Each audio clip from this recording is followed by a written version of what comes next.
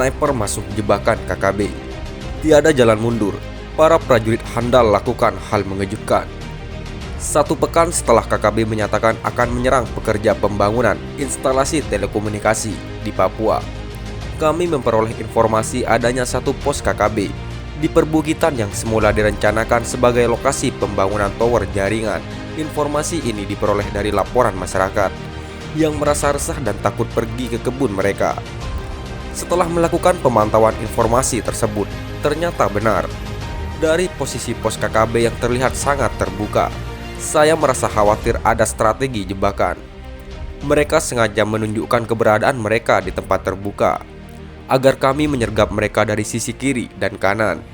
Sedang untuk menyergap dari depan, kami akan menjadi santapan peluru mereka. Mereka akan leluasa menembak kami dari posisi mereka. Jam 3 subuh keesokan harinya, saya bersama 2 orang prajurit lainnya bergerak mendekati lokasi.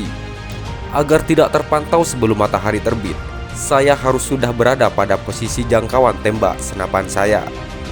Jam 3.40, saya mulai merayap mendekati sebuah batu seukuran tubuh orang dewasa yang kemarin sudah saya ingat posisinya. Jaraknya sekitar 150 meter dari bendera KKB yang tertancap di atas gundukan tanah. Sedang 2 rekan saya bertugas melindungi dan memantau pergerakan saya dari jarak lebih kurang 300 meter. Jam 6.15, saya terkejut terus terang. Kali ini perasaan saya sedikit terusar dan merinding. Ternyata ada yang luput dari analisa saya kemarin.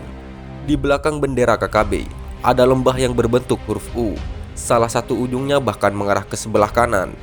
Posisi saya untuk mundur sudah tidak mungkin lagi. Sekeliling sudah terang benderang. Merayap mundur 200 meter di tempat terbuka sama saja dengan bunuh diri. Tidak ada pilihan lain selain bertahan dalam posisi saya saat ini. Saya memberi isyarat kepada 2 rekan saya untuk lebih membuka jarak dan lebih mendekat lagi ke posisi saya. Saya memasang peredam senapan. Jam 6.25, 1 anggota KKB terlihat duduk di dekat bendera sambil menenteng senjata laras panjang.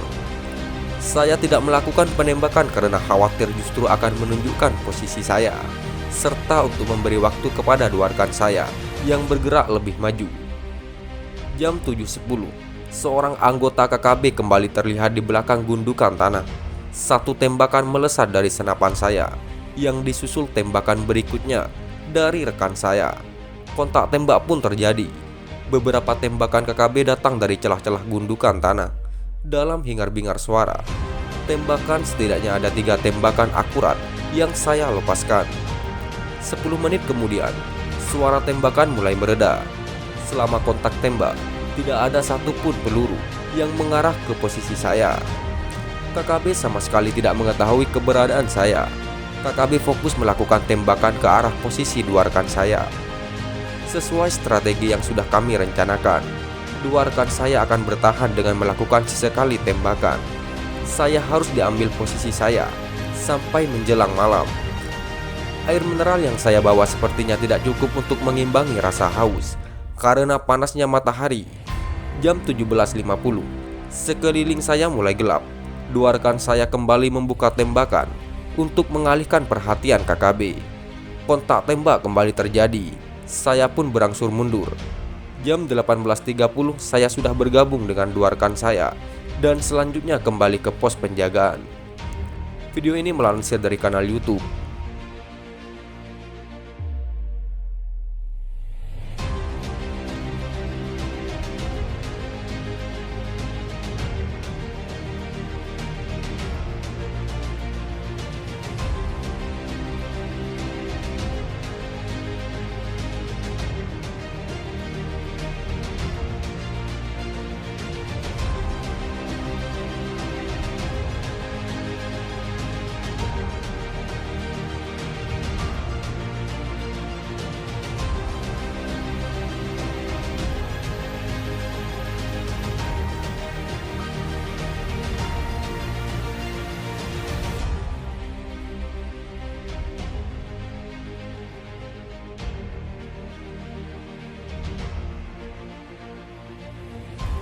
Satu petinggi OPM menyerah, KKB Papua makin tersudut.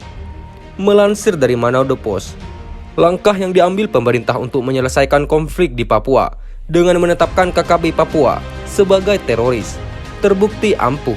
Pasalnya KKB Papua yang saat ini berstatus teroris akan digempur besar-besaran oleh TNI Polri.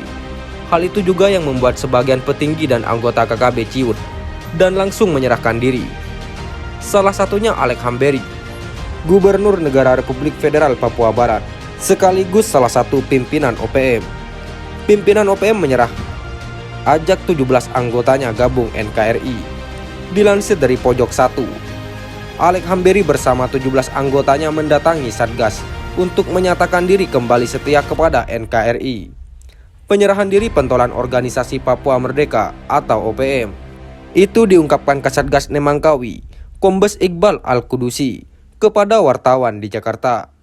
Iqbal menyampaikan penyerahan dari pimpinan OPM dan 17 anak buahnya dilakukan di Kampung Simak, Distrik Yor, Nabire. Ilustrasi KKB di Papua dalam pernyataannya, Alex mengatakan selama ini diangkat jadi gubernur NRFPB di Kabupaten Nabire, Papua. Namun atas kesadaran diri kembali ke NKRI karena menganggap langkah tersebut selama ini salah, kata Iqbal. Alex mengajak serta 17 anggotanya untuk menyatakan diri kembali setia pada NKRI. Saat menyerahkan diri, mereka menggenggam erat bendera merah putih, wujud kembalinya Alex dan kawan-kawan ke pangkuan Ibu Pertiwi. Turut syukur dan berterima kasih atas kembalinya Alex Hamberi ke NKRI, berharap agar diikuti oleh seluruh simpatisan NRFPB. Pungkas Iqbal, acara tersebut juga diikuti dan disaksikan aparat TNI Polri, Kepala Suku Sarakwari Yerisiam Agus Rumatra, Kepala Suku Besar Yerisiam Ayub Kowoy, Kepala Kampung Sima Daniel Inggeruhi, dan tokoh agama Pendeta Yohanes Rarawi. Sekian dan terima kasih. Jika ada salah kata, kami mohon maaf. Jangan lupa like, komen, dan subscribe.